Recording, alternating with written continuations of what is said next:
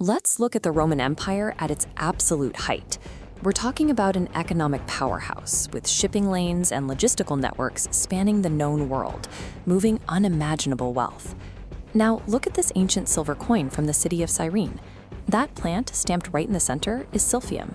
To the Romans, this wild weed was a status symbol, prized above gold or silk, and it formed the backbone of an entire regional economy. At elite banquets, like the one depicted in this Roman mosaic, Silphium was the defining flavor profile. Chefs used it to elevate high-end recipes like defrutum. Defrutum is a thick reduction of boiling grape must used to flavor meats and preserve fruits. Beyond the kitchen, it was the cornerstone of the Roman pharmacopoeia. Roman physicians, who used physical tools like the bronze surgical instruments seen here, prescribed Silphium for almost everything. They used it to treat indigestion, to heal open wounds, and as a sought-after contraceptive. At its peak, a pound of Silphium cost 3,000 drachmas. To put that in perspective, a skilled laborer earned about 300 denarii in an entire year. But no matter how much money you have today, you cannot buy it. It is completely extinct. Silphium is the first recorded case of a species driven to extinction by human economic activity. A single plant erased entirely by unstoppable consumer appetite. The core problem was geography. Silphium was remarkably stubborn, growing exclusively in the wild along a narrow, isolated strip of coastal limestone cliffs in Cyrenaica, located in modern-day Libya. This biological limitation frustrated an empire famous for bending nature. Roman engineers routinely rerouted entire rivers through massive aqueducts to irrigate arid farmlands. Leading Roman agronomists like Columella tried everything to domesticate the weed. They built specialized greenhouses, they developed extensive nurseries, and experimented with organic fertilizers. But every attempt failed. This cross-section shows what the Romans were up against. Silphium required a highly specific wild ecosystem. Its thick taproot relied on a complex symbiotic relationship with the local limestone soil, specific minerals, and native microorganisms just to germinate. Because they couldn't crack the biological code of domestication, the Romans faced a hard cap on the plant supply. They could only harvest what the wild ecosystem naturally produced, setting a fatal trap for the species. As wealth exploded across the Roman Empire, the market demand for Silphium became highly inelastic. Inelastic demand is an economic condition where consumers will continue to buy a good regardless of how much the price increases. They had infinite demand colliding with a strictly finite supply. To feed the capital's appetite, merchants established a massive logistical network. This map tracks trade routes radiating aggressively from Cyrenaica to Rome. Extreme scarcity spawned a black market, with middlemen hoarding stocks and driving prices exponentially higher. The trade was so lucrative that massive physical infrastructure was dedicated entirely to it.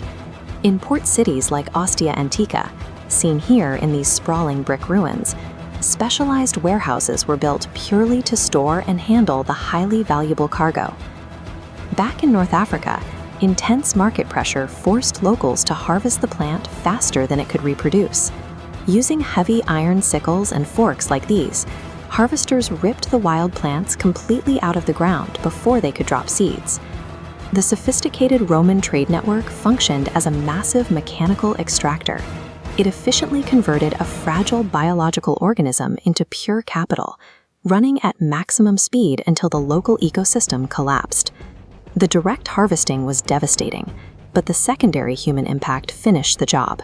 To feed a growing local population, farmers clear-cut the surrounding Cyrenaican forests to plant standard crops like wheat and rear sheep.